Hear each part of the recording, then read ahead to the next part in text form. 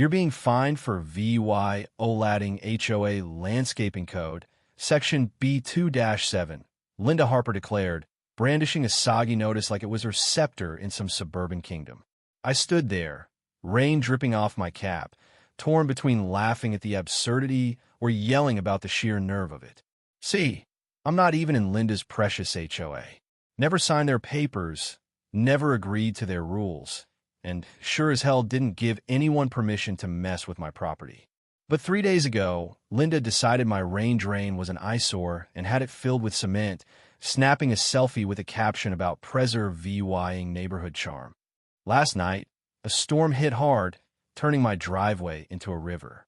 And this morning, her prized community pool was a bubbling, green cesspool. The irony? Linda's meddling had redirected all that runoff right into her pool's pump system.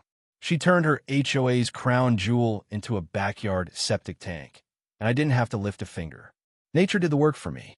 My name's Tom Grayson, and I live on a quiet acre just outside a fancy housing development that sprouted up over the last decade. The developers tried to buy me out, dangled HOA membership like it was a golden ticket, but I wasn't biting. I like my privacy, my vegetable garden, and the drainage system I engineered myself when I moved in 15 years ago. It's simple but effective. Rainwater flows from my roof through an underground pipe to a shallow trench near my back fence, where it soaks into the soil. It's handled monsoons without a hitch. But Linda, who took over as HOA president 6 months ago, had other ideas. She was obsessed with what she called VY-Sul unity, which basically meant everything had to match her Pinterest board. She nagged me about my mailbox color, sent letters about trees she couldn't even see, and then zeroed in on my drainage trench. She claimed it was eroding her side of the fence, though her lawn was pristine. I and VY-Ted her over, showed her blueprints, explained the water flow. She didn't care. It's not up to HOA standards, she sniffed, and that was that. I reminded her my land wasn't under her control. She stormed off, eyes blazing like I'd spat in her coffee. The next day, while I was in town grabbing supplies, Linda hired a crew to pour quick-set cement into my drains opening. My neighbor Mike saw it go down and tried to intervene, but Linda waved some laminated HOA badge like she was FBI. By the time I got home, the pipe was sealed and a violation notice was stapled to my oak tree. Bold move, I'll give her that. Stupid, too.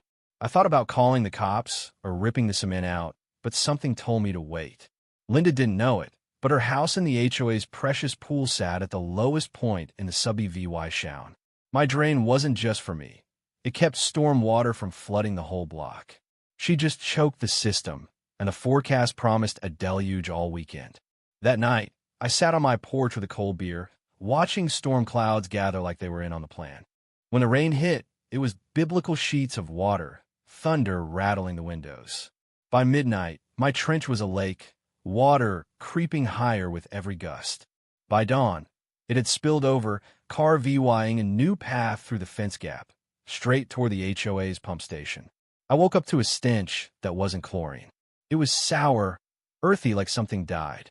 Walking past Linda's place, I saw maintenance crews scrambling around the pool, gagging, nets in hand, faces twisted in panic. Linda was on her phone, yelling about discoloration and debris. I checked my security camera, installed after Linda started snooping last month. The footage was gold. Rain surging from the block drain, cascading downhill, and seeping into the HOA's property. The next clip showed the pool turning from clear to murky, then a sickly green-brown. I uploaded it to a local forum with a simple caption: "When you block nature's path, nature finds another." It blew up over 1,000 shares in hours, comments ranging from shock to memes of Linda as a swamp queen. I should have felt guilty. I should have offered to help. But after Linda tried to strong-arm me with her fake authority, I couldn't muster the sympathy. Karma doesn't need a vote to hit hard. By evening, the pool was drained, wrapped in caution tape, and the HOA's social media was a war zone. Residents demanded refunds, answers, accountability. Linda went live, blaming a rogue neighbor, but someone leaked drone footage showing her crew cementing my drain while I was gone. The timestamp was undeniable. She tried to scrub the VY Deo, But the internet doesn't forget. I kept gardening, rerouted a temporary pipe, and waited for the next storm. The smell got worse thick, like a wet dog on a radiator. The HOA doused the pool with industrial chlorine, but it just made a toxic soup. Kids got rashes. 3 ended up in urgent care. Linda insisted it was seasonal pollen, but nobody bought it. Her leadership was unraveling, and her arrogance was on full display. I documented everything: screenshots, videos, inspection reports in a folder I called Swamp Chronicles. It wasn't about revenge, not really. It was about truth, and maybe a little about watching Linda's ego crash and burn. At the mandatory HOA meeting, the air was heavy with anger. Linda paced, clutching her clipboard, calling the pool fiasco a minor hiccup. A dad in the front row scoffed, holding up a photo of his kid's rash. "Sewage isn't a hiccup," he snapped. Then Sarah, a quiet baker who avoided drama, stood up with her phone. "This video has 30,000 views, she said, showing Linda's crew at work. "It shows you cementing Tom's drain and the rain flooding the pool pump." "Explain that." The room erupted. Linda stammered, but the crowd was done with her excuses. Later, my buddy Jay from City Utilities sent me flood zone maps. VYing my drain was part of the original Subby VY Sound plan. Linda's sabotage wasn't just petty at VY OLAT City Code. I handed everything to the city's NVY environmental office. Within a day, a health inspector tested the pool and wrote citations before lunch. Linda tried to argue while VYing her rulebook, but the inspector shut her down. "This is a public safety issue." The HOA group chat exploded with screenshots of Linda calling me a drain nut and admitting she blocked the pipe to teach me a lesson. Board members quit, the pool stayed closed, and cleanup costs hit DULA $15,000, with insurance balking at covering negligent acts. Linda posted a rambling defense online, claiming she was protecting the neighborhood. It backfired. Neighbors started asking me for drainage ad VYC, bringing pies and thank you cards. I hadn't crossed a single fence, but Linda had handed me all the EVY denke I needed. Her legal team sent a cease and desist, accusing me of defamation and harassment. I laughed and passed it to my lawyer, Rachel, who'd kept my land HOA free years ago. "They're bluffing," she said. "Let's hit back harder." She drafted a countersuit for trespassing, property destruction, and endangerment. Another storm loomed. I knew nature wasn't done. When it hit, water roared through the fence again, turning the pool into a frothing pit. HOA workers caught trespassing in my yard scrambled when I flashed my light. By morning, the pump shed was fried, and Linda's house was dark. Rumors said she'd skipped town. A local reporter, Emily, ran a story on HOA overreach, focusing on NVY environmental consequences. It went VY RAL, with 200,000 VYUs.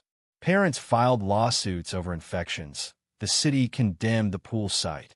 Sarah gave me a flash drive with HOA chat logs where Linda mocked me and ignored complaints. Rachel said we had grounds for criminal charges. At the town hall, the community center was packed: reporters, city officials, furious residents. Linda's apology fell flat. A dad waived his son's medical bill. Sarah shared the chat logs. A city liaison announced citations against Linda for blocking a registered drain, causing a health hazard. Rachel served her a lawsuit papers in front of everyone. My friend Jake exposed Linda's signed receipt for the drainage maps she ignored. The crowd voted Sarah as interim president. Linda fled, her legacy in ruins. Her house sold fast to a young family who brought me lemons and gratitude. Sarah's HOA opened records, fixed the pool, and turned the shed into community storage. I rebuilt my trench with gravel and reeds, now a protected city feature. Neighbors stopped by, not with glares, but with questions about composting and rain barrels. My land, once the neighborhood's edge, became its quiet strength. Summer brought peace. Birds nested in my trench's reeds. Kids studied it for school projects. The city commended my system, and I framed the letter in my workshop. At a community barbecue, folks apologized for staying silent too long. Teens said my footage was now a CIVYCS lesson on bad governance. I didn't gloat. I just watched the trench flow after a light rain, clean and steady, while a kid next door called it a mini river. It was never about the drain. It was about what happens when someone thinks rules don't apply to them. Linda tried to bury nature, but water doesn't bend. It flows, reshapes, and wins. Standing by my fence, I knew she was somewhere staring at her failure, wondering how it all went wrong. And I just smiled. So what do you think? Was Linda just a control freak who got what she deserved, or did the neighborhood share the blame for letting her run wild? Should I have stepped in sooner to stop the chaos, or was letting nature take its course the only way to expose her? Drop your thoughts below, hit that like button if you're Team Trench, and subscribe for more stories where ego meets its match.